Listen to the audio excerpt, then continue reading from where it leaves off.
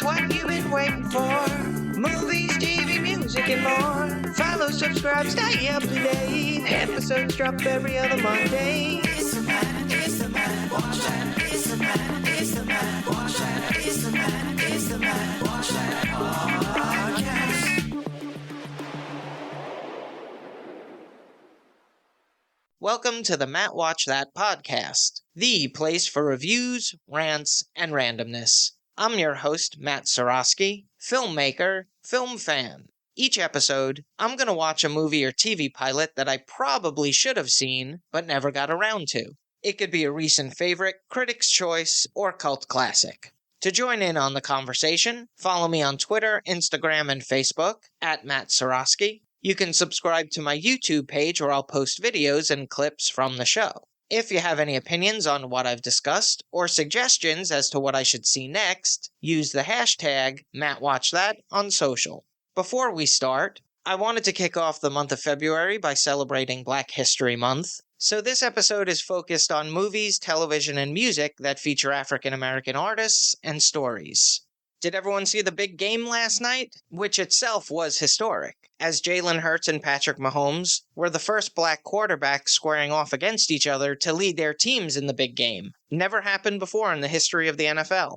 I have to say it was pretty exciting to watch. The teams seemed pretty evenly matched, but someone's gotta win, someone's gotta lose. But those commercials were off the hook, right? But what was up with that Sirius ad? We're all trying to have a good time, forget about the world for a couple of hours, and you're throwing a PSA in there that makes the room go silent. Come on, man.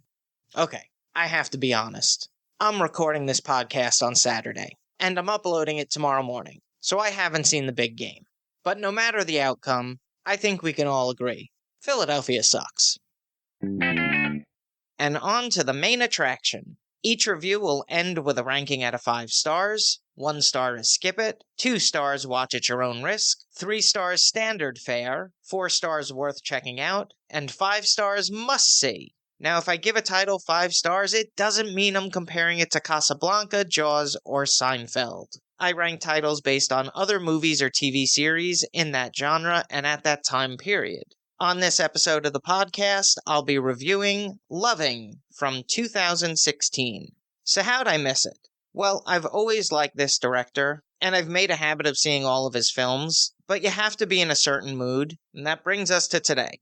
It was directed by Jeff Nichols, who helmed Shotgun Stories, Take Shelter, Midnight Special, and my personal favorite Mud, featuring Matthew McConaughey, Reese Witherspoon, Sam Shepard, and a star-making role for Ty Sheridan. The screenplay was written by the director. It was based in part on the documentary The Loving Story by Nancy Bursky. It stars Joel Edgerton as Richard Loving. He was born in New South Wales, Australia, and attended the drama school at the University of Western Sydney. He appeared in a few Australian productions before being cast as young Owen Lars in Star Wars Episode II, Attack of the Clones, and its sequel, Revenge of the Sith. He would have varied roles throughout his career, as an MMA fighter and warrior, a protective father in The Odd Life of Timothy Green, a squadron team leader in Zero Dark 30, a millionaire socialite in The Great Gatsby, and a therapist in Boy Erased, which he also wrote and directed. He previously worked with Jeff Nichols on Midnight Special. Ruth Negga performs Mildred Loving. She was born in Addis Ababa, Ethiopia, and when she was 4, the family moved to Limerick, Ireland. She graduated with a Bachelor of Arts in Acting Studies from Trinity College, Dublin. She started her career with appearances in episodes of Criminal Justice, Personal Affairs, Misfits, and Love-Hate. She was cast as Raina in the series Agents of S.H.I.E.L.D. for 18 episodes from 2013 to 2018. Then she earned the role of Tulip O'Hare in the AMC series Preacher for 43 episodes from 2016 to 2019. She had parts on the big screen in Ad Astra, Warcraft, and World War Z. She was nominated for Best Performance by an Actress in a Leading Role for this movie. This is something to look out for. Michael Shannon has appeared in all 5 feature-length live-action movies directed by Jeff Nichols. So let's jump into it.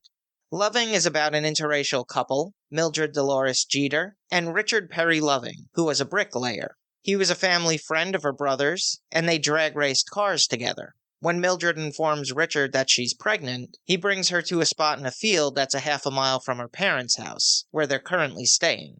He bought an acre of land and plots out where their future house is going to be. Then he proposes to her. They drive to Washington, D.C. to get married with her father as witness, because, in their words, there's less red tape there. At the time, they lived in County of Caroline in the state of Virginia, which adhered to Jim Crow segregation laws, and included the prohibition of interracial marriage. They returned to Virginia, and Richard visited his mother's house, where she told him that the sheriff's deputy came looking for him. In the middle of the night, the local police raided the home of the Jeters. Richard pointed to the marriage license, but their union wasn't recognized under Virginia law, and they were arrested. The authorities brought them down to the local precinct, and they spent the night in jail. Eventually, bail was posted, but they weren't allowed to be together. Richard sneaks into the house and tells Mildred that he's hired a lawyer to straighten things out, but until then, they've got to keep to themselves for a little while. The lawyer, Frank Beasley, worked out a deal with Judge Bazile. If they plead guilty, he's willing to suspend their prison sentence of 1 year in state penitentiary. In exchange, they must dissolve their marriage or be forced to leave Virginia. They wouldn't be allowed to return to the state together for 25 years. The couple plead guilty and agree to the terms, shortly moving to Washington, D.C. But that wouldn't be the last of the Lovings in Virginia, which led them to be unlikely civil rights activists. Here's a quote without context. "I know we have some enemies, but we have some friends too."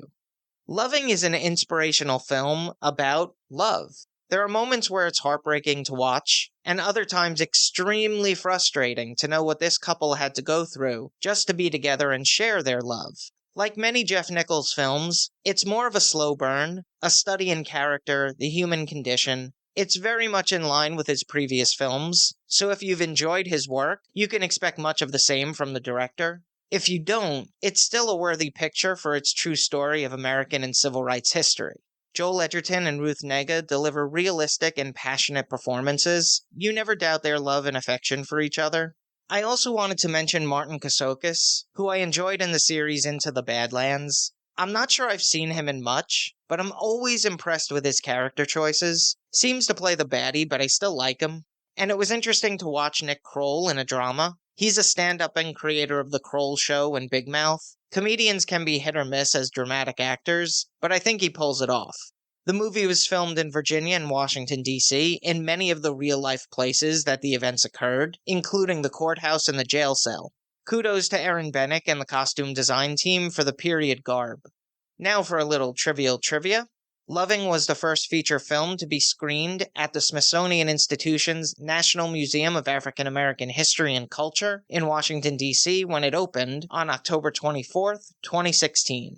The cinematography was captured by Adam Stone, whose filmography includes Shotgun Stories, Take Shelter, Midnight Special, and the series WWE Evil. It was edited by Julie Monroe, who worked on At First Sight, World Trade Center, Danny Collins, and Lady and the Tramp. She was nominated for a Primetime Emmy Award for Outstanding Single-Camera Picture Editing for a Comedy Series for Only Murders in the Building. The score was composed by David Wingo, who wrote the music for Joe, Maggie, Our Brand is Crisis, and was nominated for a Primetime Emmy Award for Outstanding Music Composition for a Series for Barry. The soundtrack featured songs by Richie Valens, Earl King, Magic Sam, and Jerry Butler. The runtime is 2 hours, 3 minutes. It had a budget of $9 million and grossed $13 million at the box office. It was nominated for 1 Oscar at the 2017 Academy Awards. I give it 4 out of 5 stars. If you've seen Loving and have opinions on the movie, let me know what you think using the hashtag MattWatchThat. Moving right along, each episode, I'm going to post clips that I think people should watch. It could be movie trailers, music videos, interviews, or something completely random. Search for my YouTube page and there will be a playlist called Matt Watch That Playback. Chaka Khan, the Queen of Funk. Born Yvette Marie Stevens, she was raised in Hyde Park, a community in Chicago, Illinois. As a preteen, she formed the girl group with her sister called the Crystalettes. At 13, she was given the name Chaka by a Yoruba Babalawo. She dropped out of high school and started performing in local bands. She was recruited by members of Rufus when they saw her live. They signed to ABC Records with the support of Ike Turner. Their self-titled debut album spawned the hits Whoever's Thrilling You Is Killing Me and Feel Good. But it wasn't until their second album, Rags to Rufus, that the group gained traction with the Stevie Wonder penned single, Tell Me Something Good. Starting with their fourth album, the band name was changed to Rufus featuring Chaka Khan, to capitalize on the popularity of the singer. In 1978, she released her first solo album, which included the hit I'm Every Woman. It reached number 4 on the Billboard Hot 100, and the album was certified gold.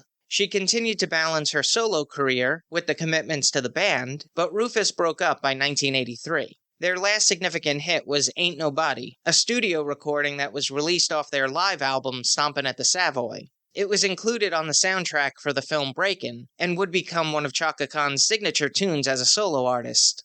A year later, she released the album I Feel For You, which was also the title of the first single, a cover of the Prince song. It was the first crossover hit to feature rapping, from Melly Mel of Grandmaster Flash and the Furious Five. It peaked at number 3 on the Billboard Hot 100. Over her career, Chaka Khan had collaborated with Ray Charles, Steve Winwood, Mary J. Blige, Robert Palmer, and De La Soul. She's won 10 Grammy Awards and sold 70 million records worldwide. She's been nominated for induction into the Rock and Roll Hall of Fame as a solo artist and as part of Rufus. I've selected a few clips that feature the talents of Chaka Khan and some of my favorite tunes. They're all available in the Matt Watch That Playback playlist on YouTube. Check it out. Now it's time for the recommendation. Yes, that's the word recommendation with Matt in the middle. I'm going to end each podcast with my own recommendation of a movie or TV series. Today I'm talking about Living Single, created by Yvette Lee Bowser, who was the producer on A Different World, For Your Love, Half and Half, and Dear White People. It tells the story of 6 20-something friends living in Park Slope, Brooklyn. Khadijah James is the hard-working, confident owner of Flavor magazine, where her quirky cousin and aspiring actress Sinclair James works as a receptionist. They live together in a brownstone with Regine Hunter, who's on the cutting edge of fashion and culture and works as a boutique buyer. Their friend Maxine Shaw is a fierce public defender who lives across the street but spends most of her time in the women's apartment. The brownstone is shared with stockbroker and jazz musician Kyle Barker, who's roommates with Overton Wakefield Jones, the building superintendent. It stars rapper and actress Queen Latifah, Kim Coles from In Living Color, Erica Alexander of The Cosby Show, T.C. Carson, the voice of Mace Windu from Star Wars The Clone Wars, John Henton of The Hughleys, and Kim Fields, Tootie from The Facts of Life. I frequently watched the program during its initial run. In fact, Fox had many series that appealed to the younger demographic. Martin, Married with Children, In Living Color, The Simpsons, Rock, Herman's Head, and, I'll admit it, Beverly Hills 90210, for a little while. It was a groundbreaking series and was said to inspire Friends, which would premiere a year later. It was consistently funny with Erica Alexander and Kim Fields having some of the better punchlines. It was never a ratings success overall, but it was one of the more popular series on Fox.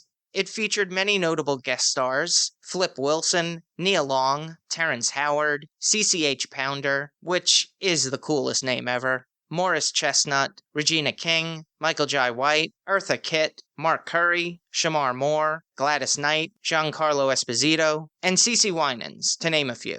Fun fact, Queen Latifah wrote and performed the theme song. Living Single was on for 5 seasons, 118 episodes from 1993 to 1998, and is currently streaming on Hulu. That's all for this edition of Matt Watch That. Thanks for listening to me babble. You can follow me on Twitter, Instagram, and Facebook at Matt Seroski. You can subscribe to my YouTube page where I'll post videos and clips from the show. If you have any opinions on what I've discussed or suggestions as to what movie or TV pilot I should see, use the hashtag MattWatchThat on social. Head over to mattseroski.com for the latest news and updates, and come back next time for the reviews, rants, and randomness.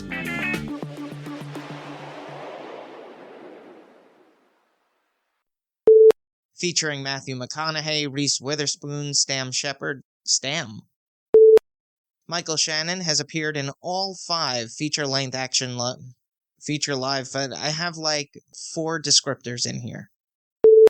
Richard sneaks into the house and tells Midrid It was nominated for 1 Oscar at the 2027 I have seen into the future.